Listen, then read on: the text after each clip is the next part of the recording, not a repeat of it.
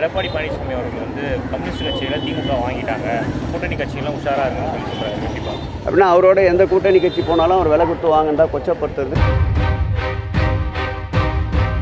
கடந்த கால எடப்பாடி ஆட்சி காலம்தான் மக்களுக்கு சுமையோடு கடந்த ஆட்சி.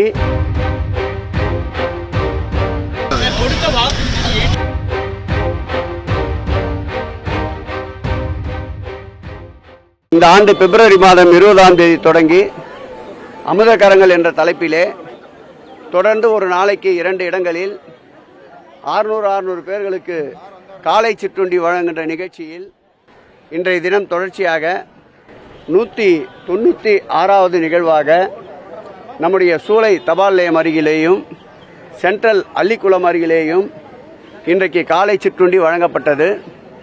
அந்த வகையில் இன்றைய சிற்றுண்டி ஏற்பாடு நிகழ்ச்சியில் பகுதி கழக செயலாளர் அன்பிற்கினிய சுதா அவர்கள் ஏற்பாட்டில் முன்னாள் சட்டப்பேரவை உறுப்பினர் அன்பிற்கினிய KS ரவிச்சந்திரன் அவர்களும், இந்த மாநகராட்சியின் மாமன்ற உறுப்பினர் அன்பிற்கினிய ராஜேஸ்வரி ஸ்ரீதர் அவர்களும், தலைமை செயற்குழு உறுப்பினர் நாதன் அவர்களும், வட்டக்கழக செயலாளர்கள் அன்பிற்கினிய விஜயகுமார் அவர்களும் பாபு அவர்களும் சிறப்பான முறையில் ஏற்பாடு செய்திருந்தார்கள்.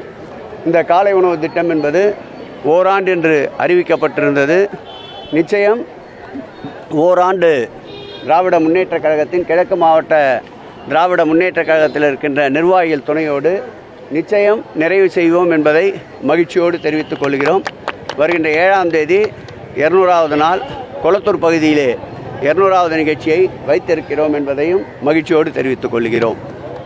எடப்பாடி பழனிசாமி அவர்கள் வந்து கம்யூனிஸ்ட் கட்சியில் திமுக வாங்கிட்டாங்க, கூட்டணி கட்சியெல்லாம் உஷாராக இருக்குன்னு சொல்லி சொல்கிறாரு. கண்டிப்பாக அப்படின்னா அவரோட எந்த கூட்டணி கட்சி போனாலும் அவர் விலை கொடுத்து வாங்கினா கொச்சப்படுத்துறது ஏற்றுக்கொள்ளக்கூடியதல்ல, அரசியல் நாகரிகம் அல்ல.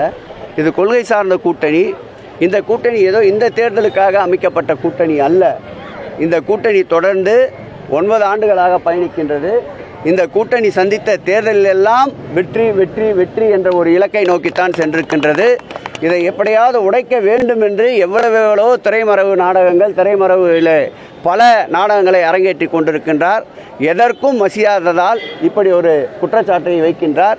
இது அரசியல் நாகரிகம் தவறிய குற்றச்சாட்டு என்பதை கண்டனத்தோடு தெரிவித்துக் கொள்கிறோம். அது மக்களுடைய சாதனைகள் தொடர்கின்ற ஆட்சி இது. சுமை என்பது என்னவென்றால், கடந்த கால எடப்பாடி ஆட்சி காலம்தான் மக்களுக்கு சுமையோடு கடந்த ஆட்சி. இந்த ஆட்சி மக்களின் கற்காலத்திலிருந்து விலக்கி நவீன காலத்திற்கு கொண்டு சென்று கொண்டிருக்கின்றார் நம்முடைய முதல்வர், திராவிட மாடல் ஆட்சியுடைய நாயகர்.